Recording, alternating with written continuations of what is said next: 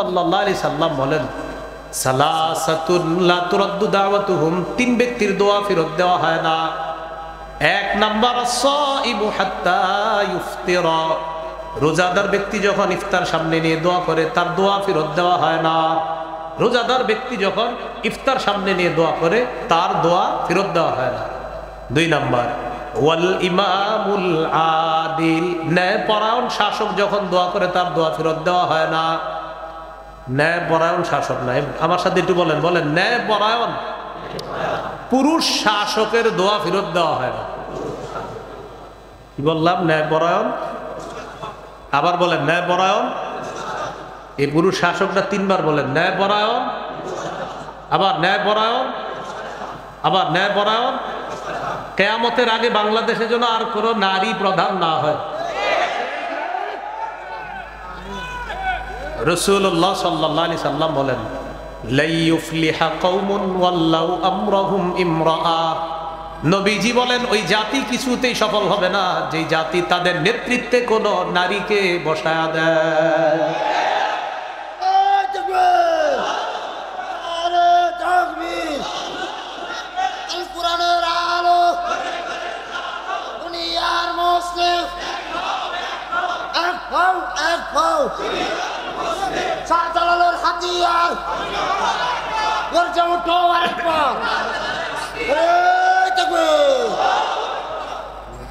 নারী প্রধান এই নিয়ত যদি ভবিষ্যতে আবার থেকে থাকে তাহলে নিয়তটা করার পাশাপাশি এটা কাগজে লিখে রাখবেন, আমার ভাগ্য এমনিও খারাপ, ভবিষ্যতে জন্য খারাপই থাকে, এই জন্য আবার একজন নারীরে বানাবেন, এরকম লিখে রাখবেন। এই প্রত্যেকে যারা নিয়ত করছেন যে আবার কোনো নারী বসাবেন, যদি এরকম নিয়ত থাকে, আমি তো বলি না আপনি নিয়ত রাখবেন না, পাশে পাশে এটা লিখবেন, আমার নিয়ত হলো আগামীতে কোনো নারী প্রধান হোক, আর আমি এমনি ভাগ্য খারাপ, ভবিষ্যতে আরো ভাগ্য খারাপ হোক, এইটাও লিখে রাখবেন। না, এটা আপনি লেখলেও ভাগ্য খারাপ হবে, না লেখলেও হবে, কারণ আমার নবী বলছে, নবীর কথাই চূড়ান্ত সত্য কথা। এই জন্য তিন ব্যক্তির দোয়া ফেরত দেওয়া হয় না। দুই নাম্বার ওয়াল ইমামুল আদিল, ন্যায়পরায়ণ পুরুষ শাসকের দোয়া ফেরত দেওয়া হয় না। আল্লাহ যেন বাংলাদেশে দ্রুত শরিয়া আইন চালু করে দেয়। শরিয়া আইন চায় না তারা, কোনো না কোনো অপরাধে অপরাধী যারা। চোর শরিয়া আইন চাইবে না, হাত কাটা যাবে। ধর্ষক শরিয়া আইন চাইবে না, পাথর মারা হবে, বেত্রাঘাত করা হবে। নাটক সিনেমা অশ্লীলতা যারা করে তারা শরিয়া আইন চাইবে না, এগুলো বন্ধ হয়ে যাবে। এই জন্য শরিয়া আইনের বিরোধী তারা, কোনো না কোনো অপরাধে, গাঞ্জাখড়িতে গাঞ্জাখোর যারা, এরা শরিয়া আইন চাইবে। গান জুট্টি কখনো শরিয়া আইন চাইবে না, আর গাঞ্জা শরিয়া আইনে বাধা, মদ শরিয়া আইনে বাধা, অশ্লীলতা শরিয়া আইনে বাধা, চুরি শরিয়া আইনে বাধা। এই জন্য শরিয়া আইন চায় না কারা? কোনো না কোনো অপরাধে অপরাধী যারা। এটার জন্য খেলাফত ব্যবস্থা ফিরিয়ে আনার কোনো বিকল্প নাই। আবু বকর, ওমর, ওসমান, আলী রাদিয়াল্লাহু তাআলা আনহুম, তাদের যুগ ফিরিয়ে না আনা পর্যন্ত মুসলিম জাতির চূড়ান্ত ভাগ্যের পরিবর্তন হবে না, হতে পারে না, হওয়া সম্ভব না। এটা রেডিমেড ঠিক না, এটা আসলে ঠিক।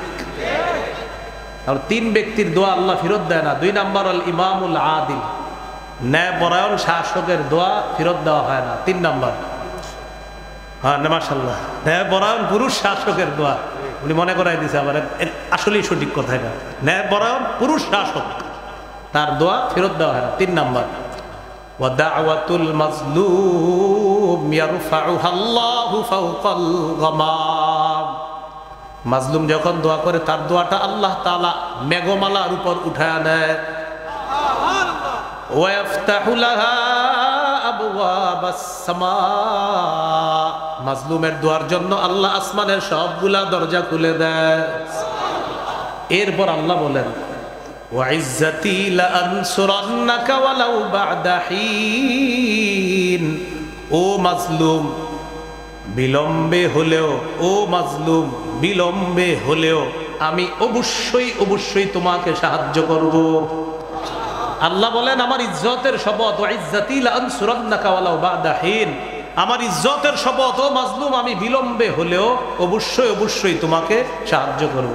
তাহলে প্রত্যেক জালেম যেন এটা জেনে নেয় যে মাজলুমের দোয়া বিলম্বে হলেও এটার ফলাফল আল্লাহ দিয়ে দেয়। আল্লাহ জুলুম থেকে আমাদেরকে হেফাজত করেন। 7 নাম্বার, বলেন আমার সাথে, পৃথিবীর সমস্ত দায়িত্বশীলদেরকে রাসূলুল্লাহ সাল্লাল্লাহু আলাইহি সাল্লাম আদেশ করেছেন, তুমি মাজলুমের বদদুয়া থেকে বাঁচবা। নবীজি তার এক সাহাবীকে দায়িত্ব দিয়ে পাঠাইতেস, গভর্নর বানিয়ে পাঠাইতেস। বুখারীর বর্ণনা 1486-1496 নম্বর হাদিস। নবীজি বললেন, শোনো, তুমি যে ওই এলাকায় যাইতেছো, তোমাকে আমি গভর্নর বানিয়ে পাঠাচ্ছি। তাদেরকে দিয়ে তুমি লা ইলাহা ইল্লাল্লাহর দাওয়াত দিবা। তারা যদি মেনে নেয়, ফাখবিরহুম আন্নাল্লাহা ক্বাদ ফারাদা আলাইহিম খামসা সালাওয়াত, আল্লাহ তাদের উপর 5 ওয়াক্ত নামাজ ফরজ করেছেন, এটা তুমি বলে দিবা। ফাইনহুম আতাউ লাকা বিযালিক, তারা যদি এটা মেনে নেয়, তাদেরকে যাকাতের কথা বলবা। তুখাযু মিন আগনিয়াইহিম ওয়া তুরাদ্দু আলা ফুকারাইহিম, যাকাতটা ধনীদের থেকে নেওয়া হবে, গরিবদেরকে দেওয়া হবে বলে দিবা। শোনো, তুমি যে এলাকা যাইতেছো, তোমার যে আমি নবী দায়িত্ব দিয়ে পাঠাইতেছি, তোমার দায়িত্ব যেন তোমাকে জালেম না বানায়, তোমার দায়িত্ব যেন কাউকে মাজলুম না বানায়। আমি যদি পারতাম সমস্ত দায়িত্বশীলদেরকে এই কথাটা লিখে দিয়ে দিতাম যে ভাই এটা দেখেন নবী কি বলছে, দায়িত্ব যেন তোমাকে জালেম না বানায়। দায়িত্ব এটা আল্লাহর দেওয়া নেয়ামত, এটা শুকরিয়া আদায় করতে হবে। দায়িত্ব পাওয়ার পর এর আগে থেকে যদি কারো নিয়ত থাকে, কোনো মতে খালি দায়িত্বটা পায়া নেই রে, তারপরে বুঝাবো, আল্লাহ বুঝাবে, এরকম নিয়ত করা যাবে না। তাহলে দায়িত্ব এটা আল্লাহর পক্ষ থেকে শুকরিয়ার বিষয়, এটা অহংকারের বিষয় না, এটা জালেম হয়ে যাওয়ার বিষয় না। তো নবী হাদিসের শেষে বলেন, ইত্তাকি দাওয়াতাল মাজলুম ফাইন্নাহু লাইসা বাইনাহু ওয়া বাইনাল্লাহি হিজাব। মাজলুমের বদদুয়া থেকে বাঁচো, তার মাঝে আর আল্লাহর মাঝে কোনো পর্দা থাকে না, তাই মাজলুমের বদদুয়া থেকে বাঁচো। আল্লাহ আমাদেরকে হেফাজত করুন। আমিন। এই গেল 7টা কথা। আগের 11, 7 হলো কয়টা? 18টা। জুলুমের পরিণতি কি? শেষ আলোচনা। জুলুমের 1 নাম্বার পরিণতি, জালেমকে জুলুমের কারণে তার বরাদ্দকৃত হালাল রিজিক থেকে আল্লাহ বঞ্চিত করে। জালেমের জন্য রিজিক তো বঞ্চিত, মানুষ হিসাবে রিজিক বঞ্চিত। আল্লাহ রিজিক বরাদ্দ আছে আল্লাহর পক্ষ থেকে, আপনার আমার আমাদের সকলের রিজিক বরাদ্দ। জুলুমের কারণে আল্লাহ ওই ব্যক্তির হালাল বরাদ্দকৃত যে রিজিকটা ছিল, এটা আল্লাহ ছিনায় নেয়। আচ্ছা, একটার সাথে আরো 3টা শিখি। বলেন, 4 অপরাধে আল্লাহ তাআলা হালাল রিজিক থেকে বঞ্চিত করে দেন। কয় অপরাধ? বলেন, জুলুম করা, আল্লাহর ঘরে বাধা দেওয়া, আল্লাহর রাস্তায় বাধা দেওয়া, সুদ গ্রহণ করা, অন্যের সম্পদ অন্যায়ভাবে আত্মসাৎ করা। এই 4 অপরাধের কারণে আল্লাহ তাআলা বরাদ্দকৃত হালাল রিজিক ছিনিয়ে নেয়। সূরা নিসা 160, 161 নম্বর আয়াতে আল্লাহ বলেন, ফাবিজুলমিম মিনাল্লাযীনা হাদু হাররামনা আলাইহিম তাইয়্যিবাতিন উহিল্লাত লাহুম ওয়া বিসাদ্দিহিম আন সাবিলিল্লাহি কাসীরা ওয়া আখযিহিমুর রিবা ওয়া ক্বাদ নুহু আন ওয়া আকলিহিম আমওয়ালান নাসি বিল বাতিল। আল্লাহ তাআলা বলেন, জুলুম করার কারণে, ইহুদিরা জুলুম করার কারণে, আল্লাহর রাস্তায় মানুষকে প্রচুর পরিমাণে বাধা দেওয়ার কারণে, সুদ থেকে নিষেধ করা হয়েছে, সুদের অর্থ গ্রহণ করার কারণে, মানুষের সম্পদ অন্যায়ভাবে আত্মসাৎ করার কারণে কি করলাম? হাররামনা আলাইহিম তাইয়্যিবাতিন উহিল্লাত লাহুম, আমি তাদের উপর হারাম করে দিলাম পবিত্র খাদ্য, যা তাদের জন্য হালাল ছিল। এই পবিত্র হালাল খাদ্য আমি তাদের উপর হারাম করে দিলাম। এই 4 অপরাধের প্রথম অপরাধ জুলুম করা। আল্লাহ জুলুম থেকে আমাদেরকে হেফাজত করেন। 2 নাম্বার, জুলুম কিয়ামতের ময়দানে কঠিন অন্ধকার হয়ে উঠবে। সহিহ বুখারীর বর্ণনা 2447 নম্বর হাদিস। قال رسول الله صلى الله عليه وسلم اتقوا الظلم فإن الظلم ظلمات يوم القيامة। নবীজি বলেন, তোমরা জুলুম থেকে বাঁচো, জুলুম কিয়ামতের ময়দানে কঠিন অন্ধকার হয়ে উঠবে। আল্লাহ আমাদেরকে হেফাজত করেন। 3 নাম্বার, দুনিয়াতে কেউ যদি কারো উপর জুলুম করে, অত্যাচার করে, কিয়ামতের মাঠে আল্লাহ তাকে কঠিন শাস্তি দিবেন। 5 দিন 7 দিন একজনকে আপনি বন্দী করে রাখলেন বিনা অপরাধে, তার চোখ বন্ধ করে তার উপর টর্চার করলেন, আঘাত করলেন, নির্যাতন করলেন, কিয়ামতের মাঠে আল্লাহ তাকে কঠিন শাস্তি দিবেন। সহিহ মুসলিমের বর্ণনা 2613 নম্বর হাদিস। قال رسول الله صلى الله عليه وسلم إن الله يعذب الذين يعذبون في الدنيا যারা দুনিয়াতে মানুষকে শাস্তি দেয়, কিয়ামতের মাঠে নিশ্চয় আল্লাহ তাদেরকে কঠিন শাস্তি দিবে।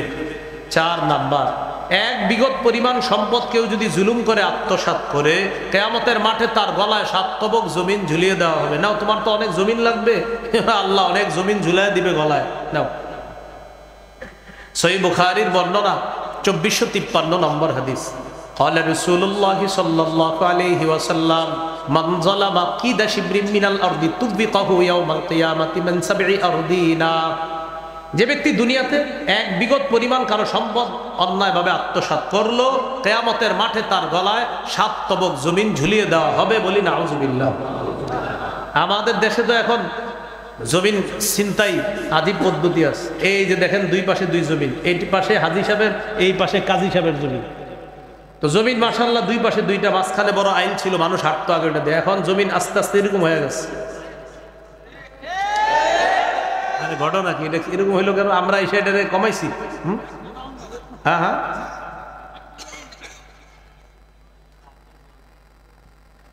তাহলে আপনি বলেন, এই যে এটা কি আমরা এসে ছোট করছি জমিন? তো এরকম হয়ে যায়। আরে ঘটনা কি এরকম কিভাবে হলো? কিভাবে হলো? 2 জমিন গলারে গিয়ে জিজ্ঞাসা করেন আর বইলেন কিয়ামতের মাঠে এক বিগতের শাস্তি 7টা স্তরের জমিন, 7 তবক জমিন গলার মধ্যে ঝুলিয়ে দেওয়া হবে। তুমি কি পরিমাণ আত্মসাৎ করছো? আবার আমাদের দেশে ডিজিটাল আত্মসাৎ আছে। সেটা কি? আমরা 2 জন ঝগড়া করতেছি, তিনি বলেন এটা আমার জমিন, আমি কই না আমার, উনি বলে আমার, আমি বলি না আমার। তো এরকম আমার 2 জনে বলতেছে, আমার এলাকাবাসী আসছে সালিশ করতে, যে আসলে তাদের একটা মীমাংসা করে দেওয়া দরকার। অনেকদিন ঝগড়া করতেছে জমিন নিয়ে। এলাকাবাসী আসছে আমাদের 2 জনের মীমাংসা করতে। জমিন কার? আমি বলি আমার, আরেকজন বলে আরেকজনের। এই 2 জনের জমিনের ঝগড়া নিয়ে ঝগড়া করার পর এলাকার 2-3 জন দায়িত্বশীল ভূমি অফিসে গেছে। যাওয়ার পর খোঁজ নিয়ে দেখে যে যেই জমিন নিয়ে আমগো 2 জনের ঝগড়া, এই জমিন আমারও না ওনারও না। যার জমিন বেচারা মাজলুম হয়ে ওই কোন জায়গায় বৈশা বৈশা মাজলুম হয়ে বসে আছে। বলে এই আত্মসাৎ কেন হয় জানেন? এই আত্মসাৎ হয় পাওয়ারে। বলেন কিসে? পাওয়ারে। এটা কার জমিন? কয় আমার। দলিল? পাওয়ার। এটা কার? হ্যাঁ কয় হ্যাঁ। দলিল? পাওয়ার। আসলে কার? কয় যার বেড়া মাজলুম। এর খুঁজেও পাওয়া যায় না। সহিহ মুসলিমের হাদিস 5018 নম্বর হাদিস। আপনাদের পকেটের উস্তাদ অনুযায়ী, মাদ্রাসার পাঠ্যপুস্তক অনুসারে 1978 নম্বর হাদিস।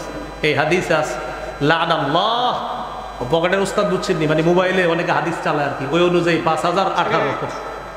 আর মাদ্রাসার পাঠ্যপুস্তক অনুসারে 1978 নম্বর হাদিস। এটাই আন্তর্জাতিক নাম্বার। মোবাইলেরটা কিন্তু আন্তর্জাতিক না। এরপরে বলে দিলাম, অনেকে আবার মিলাই গিয়া, তো আপনার সহজের জন্য বলে দিলাম। এই হাদিসে আসছে রাসূল সাল্লাল্লাহু আলাইহি সাল্লাম বলেন, লাআনাল্লাহু মান গায়্যারা মানারাল আরদ। যে ব্যক্তি জমিনের নিশানা পরিবর্তন করে তাকে আল্লাহ অভিশাপ দেয়। খুঁটি ছিল আগে এখানে, এখন খুঁটি এখানে গেছে। ঘটনা কি? কিভাবে? কয় পাওয়ার। এই যে খুঁটি এখানে ছিল, এখন এখানে। আরে ভাই আপনার তো জমিনের টুক। কয় না, কয়েকটুক, কয়টা দলিল আছে, এটা পাওয়ার আছে। কথা কি বুঝে আসতেছে? এরকম আত্মসাৎ করা যাবে না, আল্লাহ হেফাজত করেন। 5 নাম্বার, জালেম কিয়ামতের ময়দানে সবচেয়ে নিঃস্ব হবে। সহিহ মুসলিমের হাদিস 2581 নম্বর হাদিস। রাসূলুল্লাহ সাল্লাল্লাহু আলাইহি সাল্লাম বলেন, আতাদরুনা মাল মুফলিস, তোমরা কি জানো নিঃস্বকে?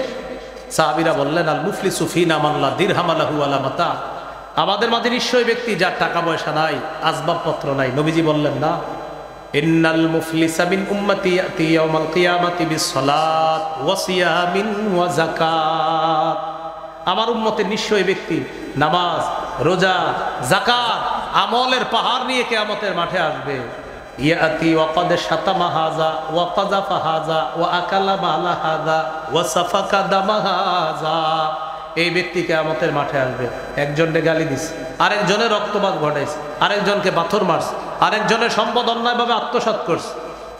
এই ব্যক্তি আমলের পাহাড় নিয়ে কিয়ামতের মাঠে যাবে। মাজলুমরা চারদিক থেকে আসবে, ফোনে ফোনে কাজ করতো। কিরে কাজ হয়েছে? হ্যাঁ হয়েছে। আচ্ছা ঠিক আছে রাখি। আল্লাহু আকবার, নামাজ পড়তো, সুবহানাল্লাহ সুবহানাল্লাহ, আস্তাগফিরুল্লাহ আস্তাগফিরুল্লাহ, তাসবিহ পড়ে আসরের উপর বসে বসে, হ্যাঁ হ্যাঁ কাজ হয়েছে হয়েছে, আস্তাগফিরুল্লাহ আস্তাগফিরুল্লাহ। এই আমলের পাহাড়ও জমা করতেছে, ওই দিক দিয়ে আকাম করতেছে। কিয়ামতের মাঠে যাবে, কাবার সামনে গেছে, লাব্বাইক আল্লাহুম্মা লাব্বাইক। হ্যাঁ ওই প্রজেক্টটা পাইছো তো অমুকের কাছ থেকে, ঝামেলা করে নাই তো? স্যার ঝামেলা করছে, বুঝাই দিছি, মানে মায়ের মুড় দিয়া সব ঠিক করছি, আপনার পক্ষে পাওয়া গেছি। আচ্ছা ঠিক আছে রাখি। লাব্বাইক আল্লাহুম্মা লাব্বাইক লা শারিকা লাক লাব্বাইক না বুঝবেন ওখানে যাওয়ার পরে এই সব আমলনামা নিয়ে যাবেন আর সেখানে গিয়ে বুঝবেন। এই যে মাঝে মাঝে আপনি দলিল দেন হুজুর অমুক তো তাহাজ্জুদ পড়ে, তো আমিও তো বলি পড়ে। যদি বলেন হুজুর অমুকে তাহাজ্জুদ পড়ে, অমুকে নফল নামাজ পড়ে, অমুকে কোরআন তেলাওয়াত করে, আমিও কই কোরআন তেলাওয়াত করে, তাহাজ্জুদ পড়ে। মাজলুমের সংখ্যা এত পরিমাণ যে আমরা এই জায়গায় যারা আছি এই পরিমাণ বাদাম কলাও খাইনি। সব আইসা দাঁড়ানো, দাঁড়ানোর পর বললে আল্লাহ বিচার চাই। জালেমকে বলা হবে দিয়ে দাও, কি দিব? ফায়ুতা হাদা মিন হাসানাতি, নেক আমল দিয়ে দেওয়া হবে। ওয়ায়ুতা হাদা মিন হাসানাতি, নেক আমল দেওয়া হবে। ওয়ায়ুতা হাদা মিন হাসানাতি, আরেকজনকে নেক আমল দিয়ে দেওয়া হবে।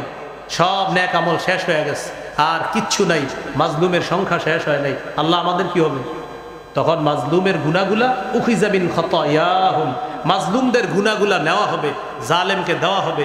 সুম্মা তুরিহা ফিন নার, জালেমকে গুনাহের পাহাড়ে জাহান্নামে নিক্ষেপ করা হবে। বলি নাউজুবিল্লাহ। নবীজি বলেন সে হলো আমার উম্মতের সবচেয়ে নিঃস্ব। 6 নাম্বার, সর্বশেষ জালেমের পরিণতি, জালেমের আযাব লাঘব করা হবে না।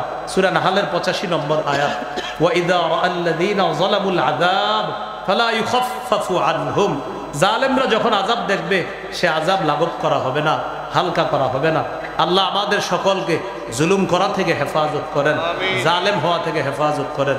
এবার 4টা কথা সবাই মন দিয়ে আমার সাথে আমরা সবাই বলি, বলেন জালেম হব না, জুলুম করব না, জালেমের সহযোগী হব না, জালেমের 2-4টি ভালো কাজ দেখে তার ভক্ত হয়ে যাব না, তার প্রতি ঝুঁকে পড়ব না। বলে জালেম হব না, জুলুম করব না, জালেমের সহযোগী হব না, জালেমের 2-4টি ভালো কাজ দেখে তার ভক্ত হব না, তার প্রতি ঝুঁকে পড়ব না। মনে থাকবে তো ইনশাআল্লাহ? এখন আমি কিছু বললে যেটা যারা যারা না মানবেন এটাও একটা জুলুম হবে, তো এই জুলুমটা কি কেউ করবেন? সবাই বলেন নাই জি না।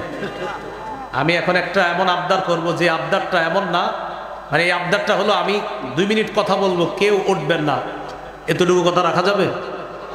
কারা কারা রাখবেন? যারা দাঁড়িয়ে আছেন তারাও রাখতে হবে, সবাই রাখতে হবে, কেউ উঠবেন না। আচ্ছা, হাত নামান। আপনাদের সামনে ছাত্ররা রুমাল নিয়ে যাবে, মাদ্রাসার জন্য যারা পারবেন তারা দান করবেন, যারা পারেন না দেওয়া দরকার নেই, এতিমখানার জন্য দান করবেন। যারা পারেন তারা দিবেন, যারা পারেন না দিবেন না, কিন্তু উঠবেন না। এইটা হলো আবদার। এতিমখানা ঋণ আছে, আমরা এতিমখানার জন্য একটু দ্রুত যাই। ছাত্র ভাইরা কোথায় গেছে? হুজুর রেডি আছে? আগে থেকে তো রেডি রাখতে। হ্যাঁ হ্যাঁ, মাশাআল্লাহ মাশাআল্লাহ, দাঁড়াও দাঁড়াও, ব্যাগ নিয়ে দাঁড়াও। এতিমখানায় কিছু ঋণ আছে। হ্যাঁ হ্যাঁ হ্যাঁ, এতিমখানায় ঋণ আছে। হ্যাঁ, আমরা দান করি, দান করি, সবাই একটু দান করি ইনশাআল্লাহ। জি জি।